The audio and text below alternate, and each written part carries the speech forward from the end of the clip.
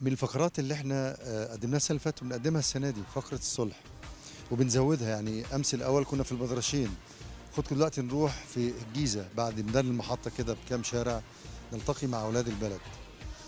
للاسف ان احنا بنسمع ان في مخططات من بره، للاسف ان بنسمع في ارقام كبيره للسلاح دخل في مصر.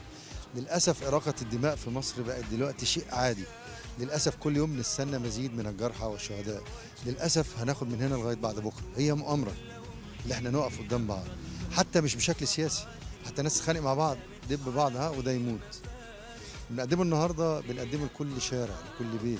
خلي بالك قبل ما تتخانق، خناقه طوبه من هنا وطوبه من هنا الناس بتموت. خلي بالكم بنروح حته طيبه، ناس ولاد بلد جدعان في قلب الجيزه بنعيش معاهم. وبحيي اخو اللي اتقتل لانه بادر بالصلح، وبحيي كل واحد يمشي في الصلح. من سنوات كنا بنتكلم على الفرح الجماعي، بقت سنه طيبه في مصر.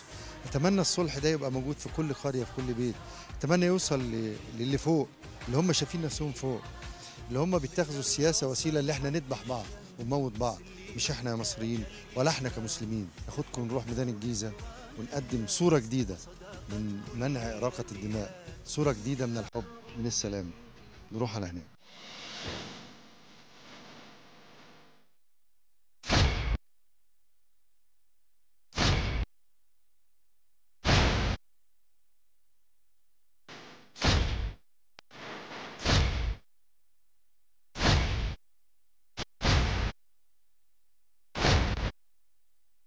اللهم ألف بين قلوبنا وأصلح ذات بيننا، فنسأل الله العظيم أن يديم الحب بيننا، وأن يجعل الحب شعارنا، وأن تعود أمتنا على ما كانت عليه على عهد رسول الله صلى الله عليه وسلم وأصحابه. نحن في وقت زادت فيه الكرب وزاد الهم. ما يحدث في مصر ليس مقصورا على ما تشاهدونه على الشاشة التلفزيون، ولكن للأسف اشتدت الفتنة واشتد القرب وزاد الألم. فنجد دم المصريين في كل بلد، في كل قرية، في كل شارع. هو مباح، هو متاح في هذه المناطق الشعبية اللي نعتز بيها، اللي بنحبها، اللي هي أصل هذا البلد. من المفترض أي مشاجرة أي مشاحنة ما تاخدش أكتر من دقيقة. لا، زادت وضربنا بعض، موتنا بعض. أين الدين؟ أين الاحترام؟ أين السلام؟ نسينا أولا ربنا، ده قال اصبروا وصابروا. الصبر ده شيمة المصريين. طول عمرنا فقراء، فقراء بالمعنى المادي، ولكن أغنياء بعزة النفس، بالشرف، بالأمانة. احنا النهاردة واحنا معانا ناس كبيرة من أهل منطقة الجيزة بنقفل حكاية ونتمنى إنها تتقفل خالص. نتمنى إنه في هذه الناحية، لأنه جيت هنا في رمضان كنت أتمنى إن احنا نيجي في ندوة دينية، في قعدة طيبة. الصورة اللي ورانا بتحمل الكثير. اللي توفى مصطفى محمد عبد العال رحمة الله عليه. النهاردة بنقفل جرح كبير، رحيل واحد من أبناء المنطقة. يمكن ربنا أكرم أسرة المتوفي إن ألهمهم الصبر والإيمان، واحتسبوا ده عند ربنا. لأنه كان ممكن نشوف صورة عكس كده، بدل ما احنا قاعدين متجمعين والشيخ بيقرأ قرآن وأخونا بيتكلم عن أحاديث الرسول، كنا ممكن نشوف الناس عمالة تضرب مولوتوف أو تضرب نار أو الشوارع مقفولة. وده اللي بيحصل في حتت كتيرة.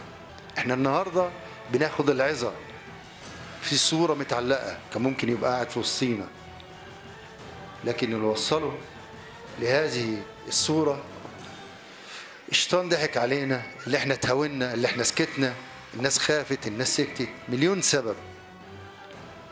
لكن دي الحقيقة، الحقيقة مرة. دمنا، دم اخواتنا، دم ولادنا اغلى من اي حاجة.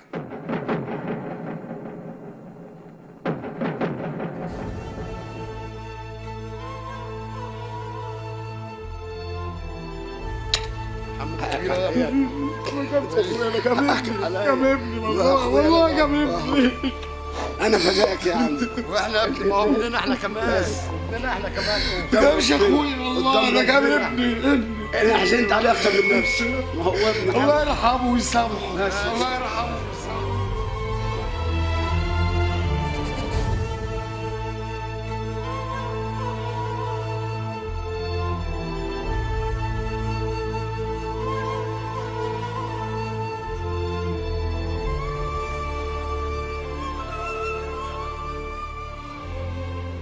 استغفر الله العظيم الذي لا إله إلا هو الحي القيوم ونتوب إليه تبنا إلى الله ورجعنا إلى الله وندمنا على ما فعلنا وبرئنا من كل ذنب وكل دين يخالف دين الإسلام. نعاهد الله على الحب والوفاء ونعاهد الله على الحب والإخاء وأن يصفح كل منا للآخر والله على ما نقول شهيد.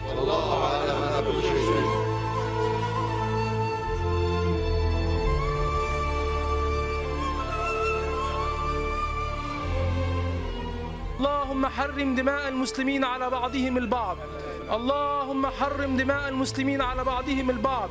يا رب اهد شباب المسلمين، اللهم اهد شباب المسلمين، اللهم اجعل مصر أمنا أمانا سخاء رخاء وسائر بلاد الإسلام.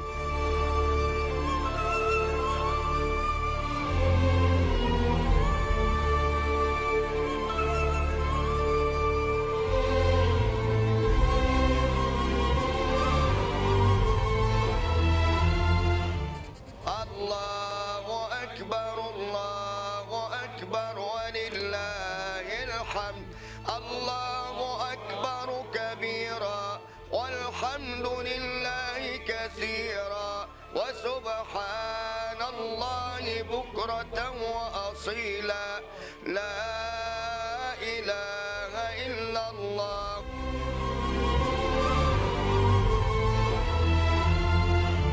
بعد إذن حضراتكم اللي ليه مظلمة عند مصطفى ولا زعله في حاجة ولا اقتص منه في حاجة يقتص مني أنا. شتم وشتيمة، ضربوا ضربة، ليه دين، ليه فلوس، يقتص مني أنا موجود أهو.